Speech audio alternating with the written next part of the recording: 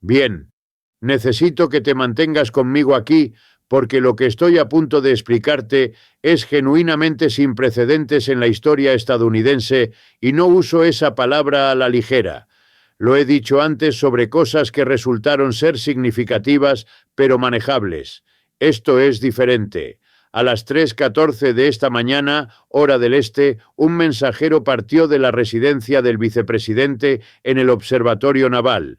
El mensajero llevaba 2 sobresellados, uno destinado al presidente de la Cámara de Representantes, el otro para el presidente pro tempore del Senado.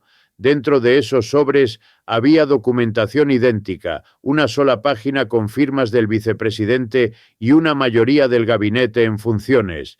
Y ese documento establecía en el lenguaje formal requerido por la Constitución que el presidente de los Estados Unidos no puede cumplir con los poderes y deberes del cargo. Si te acabas de unir ahora mismo, suscríbete inmediatamente. Esto no es un simulacro, esto no es especulación, esta es la maquinaria constitucional activándose en tiempo real y necesitas entender exactamente qué está sucediendo. La sección 4 de la enmienda 25 ha sido invocada por primera vez en la historia, pero aquí está la cuestión.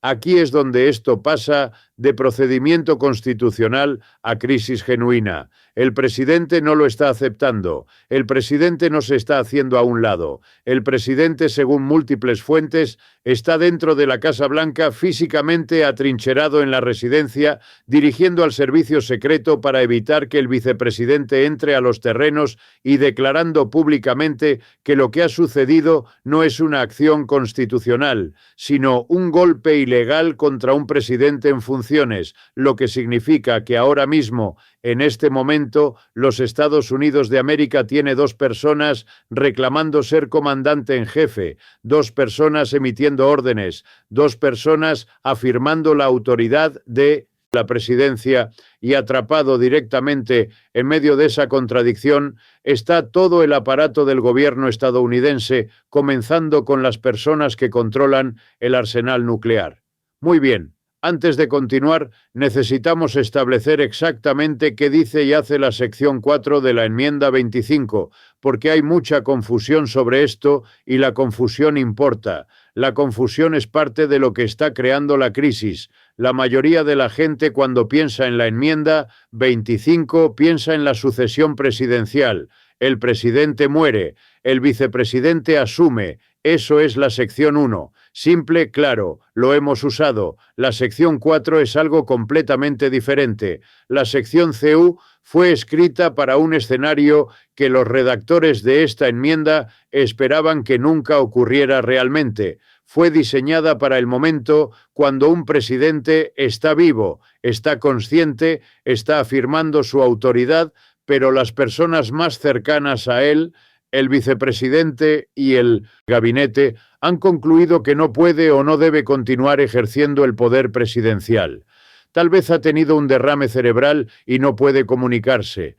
Tal vez se ha sometido a una cirugía y está incapacitado o, y esta es la parte difícil, tal vez quienes lo rodean han determinado que su juicio se ha vuelto tan comprometido, tan peligroso, que la República misma está en riesgo. Bajo la sección 4, el vicepresidente y una mayoría de miembros del gabinete, esos son 8 firmas, pueden transmitir una declaración escrita al Congreso estableciendo que el presidente no puede cumplir con los poderes y deberes de su cargo en el momento, en el instante en que esa declaración es recibida por el liderazgo del Congreso. El poder presidencial se transfiere al vicepresidente, no después de una votación, no después de una audiencia, no después de revisión judicial, inmediatamente, como accionar un interruptor. Esa transferencia ocurrió a las 3:14 a esta mañana. Constitucionalmente, legalmente, el vicepresidente se convirtió en presidente en funciones en ese momento, pero la Constitución también le da al presidente un contramovimiento. Si el presidente transmite su propia declaración escrita al Congreso afirmando que es capaz de servir, sus poderes son restaurados, a menos que dentro de 4 días el vicepresidente y el gabinete envíen una segunda declaración disputando esa afirmación. Si lo hacen, Todo el asunto va al Congreso para resolución. Estamos en la fase inicial de esto. La declaración ha sido entregada. El presidente aún no ha presentado su contradeclaración, pero las fuentes dicen que esa carta se está redactando ahora mismo. Aquí hay algo de historia que importa. En octubre de 1919, el presidente Woodrow Wilson sufrió un derrame cerebral masivo. Estaba parcialmente paralizado. Su habla estaba deteriorada. Su función cognitiva estaba significativamente disminuida y durante 1900 y los 17 meses restantes de su presidencia al pueblo estadounidense, esencialmente se le mintió sobre la condición de su presidente. La esposa de Wilson, Edith Wilson, controlaba completamente el acceso a él. Ella decidía qué documentos le llegaban, filtraba qué asesores podían verlo. Ella efectivamente tomaba decisiones en su nombre mientras mantenía la ficción de que él estaba gobernando. Cuando la verdad finalmente emergió, horrorizó a los legisladores. La idea de que la presidencia pudiera ser rehén de una crisis médica, que no hubiera mecanismo constitucional para abordar a un presidente que estaba vivo pero incapaz, se convirtió en una preocupación genuina. Esa preocupación se intensificó después del asesinato del presidente Kennedy. ¿Qué hubiera pasado si Kennedy hubiera sobrevivido a Dallas, pero hubiera quedado en un estado vegetativo persistente? ¿Qué pasaría si un presidente sufriera un ataque cardíaco durante una crisis nuclear y no pudiera comunicarse, pero tampoco pudiera ser reemplazado? La enmienda 25 fue ratificada en 1967, específicamente para abordar esos escenarios. Estaba destinada a asegurar la continuidad del gobierno. Estaba destinada a asegurar que el país nunca quedara sin un jefe ejecutivo funcionando. Pero aquí está lo que los redactores de esa enmienda asumieron. Asumieron buena fe. Asumieron que si el gabinete tomaba el paso extraordinario de declarar a un presidente incapaz de servir, el presidente reconocería la gravedad de la situación y cooperaría con el proceso constitucional. No anticiparon esto. No anticiparon a un presidente que miraría la Constitución y declararía que no se le aplica. Presiona el botón de me gusta ahora mismo si entiendes las apuestas de lo que estamos presenciando. Esta participación importa. Determina si esta información llega a las personas que necesitan verla. Déjame contarte lo que estamos escuchando desde dentro de la Casa Blanca ahora mismo. Múltiples fuentes están describiendo un edificio en completo desorden. Miembros del personal están llorando abiertamente en los pasillos. Algunos están empacando cajas.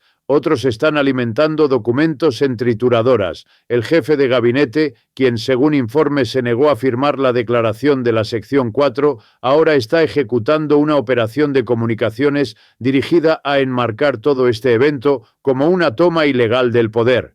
Simultáneamente, otros asistentes están redactando órdenes ejecutivas diseñadas para despedir a cada miembro del gabinete que firmó la declaración. El secretario de Estado, el secretario de Defensa, el fiscal general, el presidente los quiere fuera, y esto crea una paradoja constitucional que los académicos legales nunca han tenido que resolver en la práctica. Si el gabinete firmó la declaración primero y el poder presidencial transfirió en el momento de la entrega, ¿puede el presidente entonces despedir a esos miembros del gabinete? ¿Siguen contando sus firmas si han sido despedidos o dejaron de ser sus subordinados en el instante en que esa carta llegó al Capitolio? No hay precedente para esto, no hay respuesta clara. La Constitución no lo aborda porque los redactores asumieron que nadie intentaría probarlo de esta manera. Lo que tenemos ahora mismo es un gobierno existiendo en dos estados contradictorios. Simultáneamente tenemos dos estructuras de mando, dos cadenas de autoridad, dos personas emitiendo órdenes que no pueden ser ambas legales, y en ninguna parte esa contradicción es más peligrosa que en el ámbito de las armas nucleares. Quédate conmigo aquí porque esto es donde se vuelve genuinamente aterrador.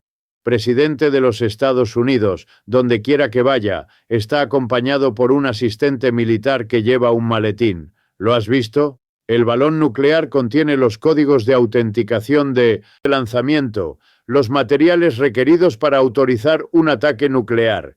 El vicepresidente también tiene un asistente militar con un maletín idéntico.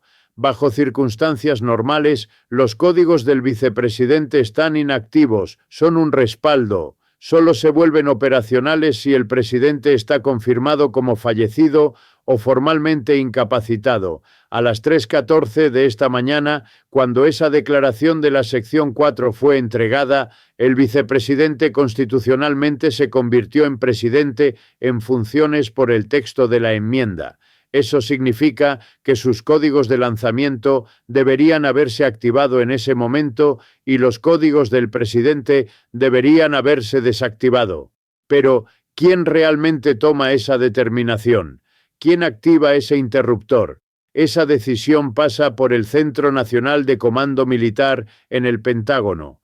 Y según las fuentes, el presidente del Estado Mayor Conjunto está actualmente en el tanque, la sala de conferencias más segura del edificio, luchando con una pregunta que ningún presidente ha tenido que responder jamás. ¿Qué códigos son legítimos? ¿Qué órdenes sigue el ejército? Si el presidente levanta el teléfono ahora mismo y ordena un ataque nuclear, ¿el ejército ejecuta esa orden? ¿O se niegan bajo el argumento de que ya no es comandante en jefe? Si se niegan y están equivocados, acaban de cometer el acto de insubordinación más trascendental en la historia estadounidense. Si cumplen y están equivocados, acaban de seguir una orden ilegal de alguien que ya no tiene autoridad presidencial. Y aquí está la cuestión sobre la disuasión nuclear.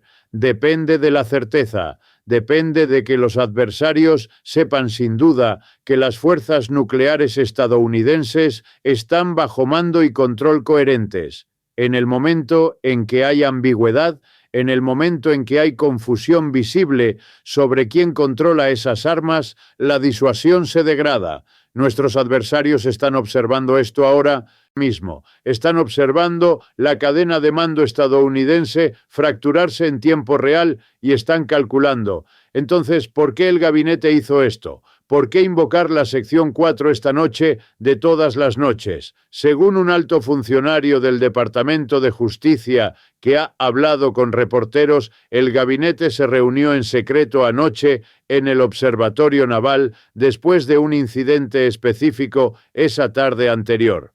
Los detalles aún están emergiendo y necesitamos tener cuidado sobre lo que reportamos como confirmado versus lo que permanece como alegación. Pero múltiples fuentes están señalando la misma serie de eventos. El presidente supuestamente emitió una orden directa para una operación militar en suelo estadounidense. Específicamente, supuestamente ordenó a personal militar en servicio activo apoderarse de máquinas de votación en un estado indeciso antes de las próximas elecciones. El secretario de Defensa supuestamente se negó a transmitir esa orden. El presidente supuestamente amenazó con despedirlo y proceder a través de canales alternativos. Y eso, según las personas que firmaron esa declaración, fue la línea. Ese fue el momento cuando concluyeron que el mecanismo de emergencia existía exactamente para esta circunstancia, que si no actuaban anoche, soldados estadounidenses podrían ser desplegados contra ciudadanos estadounidenses por la mañana. Esta no fue, en su opinión, un desacuerdo de política. Esto no fue partidismo. Esto fue, creían ellos, el último barandal, el freno de emergencia, el último recurso que la enmienda 25 fue diseñada para proporcionar. El presidente, sin embargo, está contando una historia muy diferente. A pesar de que los asistentes supuestamente intentaron confiscar su teléfono, ha estado publicando continuamente en redes sociales. Está afirmando que una camarilla de globalistas ha infiltrado su gabinete. Está enmarcando la acción constitucional como traición. Está llamando a sus partidarios a Washington, y esa última parte es lo que tiene a las fuerzas del orden en un estado de alarma genuina. Deja un comentario ahora mismo. Dime desde dónde estás viendo. Quiero saber hasta dónde está llegando esto porque la gente necesita entender qué está sucediendo. El presidente publicó un mensaje hace unas horas, decía: Vengan a 1600 Pennsylvania Avenue, protejan a su presidente. Ahora estamos viendo transmisiones en vivo de multitudes formándose cerca de la Casa Blanca. La gente está llegando en coche, en metro, a pie. Algunos de ellos están visiblemente armados. La policía metropolitana de DC está abrumada. Las solicitudes de apoyo de la Guardia Nacional han sido transmitidas y aquí es donde la crisis constitucional crea una pesadilla operacional. En Washington, D.C., a diferencia de los estados, la autoridad para desplegar la Guardia Nacional pertenece al presidente. El distrito no tiene gobernador. El presidente controla la Guardia de D.C. Entonces, si el vicepresidente, quien constitucionalmente es el presidente en funciones, ordena a la Guardia Nacional asegurar el perímetro y proteger edificios federales, y el presidente emite una contraorden diciéndole a esos mismos miembros de la Guardia que se retiren, ¿qué comando es legal? ¿A quién obedecen esos soldados? ¿Al hombre que fue elegido o al hombre que tiene autoridad constitucional bajo las disposiciones de emergencia de la enmienda 25? No hay manual para esto, no hay escenario de entrenamiento, no hay precedente. Cada comandante, cada soldado, cada oficial está ahora tomando juicios individuales sobre qué órdenes seguir. Y la elección equivocada en cualquier dirección podría ser catastrófica. Ahora hablemos del servicio secreto, porque lo que está sucediendo allí podría ser el punto de ignición más inmediato. Los agentes del servicio secreto están entrenados para proteger al presidente. Construyen relaciones durante años, desarrollan vínculos personales, están condicionados a dar sus vidas, si es necesario, por la persona que están asignados a proteger. Y ahora de la noche a la mañana se les está diciendo que el hombre que han protegido ya no es el presidente. Se les está diciendo que el vicepresidente estacionado al otro lado de la ciudad es ahora su principal. Según las fuentes, esta contradicción ha creado una grieta abierta dentro del comando del servicio secreto. El jefe del destacamento de protección presidencial supuestamente se niega a permitir que el equipo de seguridad del vicepresidente entre a los terrenos de la Casa Blanca. Su posición expresada claramente: recibo órdenes del presidente. Hasta que salga de este edificio, nadie entra. Piensa en lo que eso significa. Agentes federales armados, todos del servicio secreto enfrentándose a través de un perímetro. El destacamento del presidente de un lado, el destacamento del presidente en funciones del otro, ambos lados creyendo que están siguiendo órdenes legales. Mientras tanto, el vicepresidente está improvisando, no puede entrar a la oficina oval, no puede acceder a la sala de situación, está intentando conducir el negocio de la presidencia desde el edificio ejecutivo de la oficina Eisenhower al lado, trabajando desde una sala de conferencias, coordinando con cualquier miembro del gabinete y personal que reconozcan su autoridad. El presidente elegido tiene el asiento físico del poder. El presidente en funciones constitucional tiene la autoridad legal y ninguno puede desalojar al otro sin potencialmente desencadenar una confrontación para la que nadie está preparado. Suscríbete ahora mismo si aún no lo has hecho. Presiona la campana de notificaciones. Necesitas estar aquí para lo que viene después, porque el reloj constitucional ahora está corriendo. Aquí está cómo se desarrolla esto. Según el texto de la enmienda, el presidente tiene el derecho de enviar una declaración escrita al Congreso estableciendo que no existe ninguna incapacidad que es capaz de cumplir con los poderes y deberes de su cargo. Las fuentes indican que esa carta se está redactando mientras hablamos. En el momento en que esa carta sea entregada al presidente de la Cámara y al presidente pro tempore, el poder presidencial regresa a él inmediatamente, justo como se transfirió inmediatamente cuando la carta del gabinete llegó. Pero entonces la carga cambia. El vicepresidente y el gabinete tienen 4 días para responder si transmiten una segunda declaración reafirmando que el presidente no puede servir. El poder se transfiere de vuelta al vicepresidente y el Congreso se ve obligado a actuar.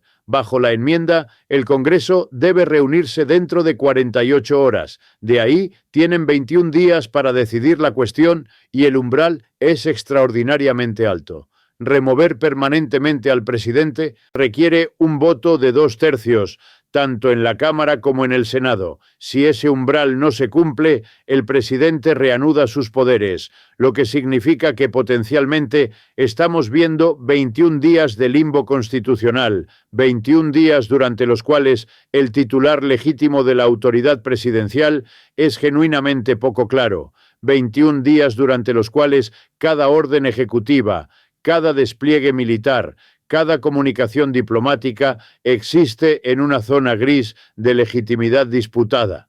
Los mercados ya están reaccionando, los futuros están cayendo en picada, las capitales extranjeras están en confusión. Un informe indica que el primer ministro británico intentó llamar a la Casa Blanca y fue puesto en espera durante 20 minutos porque nadie podía determinar quién estaba autorizado para tomar la llamada. Así es como se ve el colapso sistémico. Esto es lo que los estadounidenses han visto suceder en otros países y nos dijimos que nunca podría suceder aquí. Está sucediendo aquí y hay un riesgo genuino, un riesgo real y presente de que esto se vuelva violento si el presidente continúa instando a los partidarios a reunirse en la Casa Blanca, si esas multitudes intentan violar el perímetro, si las fuerzas del orden o el personal militar quedan atrapados entre órdenes conflictivas sobre si dispersarlos o protegerlos, ya no estamos hablando de un debate constitucional, estamos hablando de confrontación armada en suelo estadounidense. Estamos hablando de la posibilidad de estadounidenses matando a estadounidenses por un reclamo disputado a la presidencia. La Constitución fue diseñada para flexionarse bajo presión. Se ha doblado antes. Se dobló durante la Guerra Civil. Se dobló durante Watergate. Se dobló durante elecciones disputadas, pero nunca fue diseñada para ser jalada tan fuerte en tantas direcciones a la vez. Lo que estamos presenciando ahora mismo es el sistema de gobierno estadounidense en su punto de ruptura y la próxima decisión de una persona en una habitación determinará si aguanta. Me voy a quedar en esto. Tengo transmisiones de la Casa Blanca, el Capitolio y el Pentágono. Si el presidente transmite su contradeclaración al Congreso, te la leeré en tiempo real. Si los jefes conjuntos emiten una declaración, la escucharás aquí. Si hay algún movimiento en cualquiera de esas 3 ubicaciones, lo cubriremos en vivo. No asumas que esto se resuelve en silencio. No asumas que las instituciones aguantarán simplemente porque siempre lo han hecho. No asumas que los barandales que existen en papel funcionarán cuando sean probados por alguien dispuesto a ignorarlos. La enmienda 25 ha sido invocada. El presidente se niega a cumplir. 2 cadenas de mando están afirmando autoridad. Agentes armados se están enfrentando. Las multitudes se están reuniendo y el mundo está observando. Dale me gusta a esta transmisión, compártela, envíala a todos los que conoces. Este es uno de esos momentos donde la historia pivotea, donde el futuro se decide en tiempo real. La gente necesita ver esto, necesitan entender qué le está sucediendo a su país ahora mismo. El pasador ha sido sacado. La pregunta ahora es, ¿qué viene después? Quédate aquí, mantente alerta. Volveré en el momento en que algo suceda.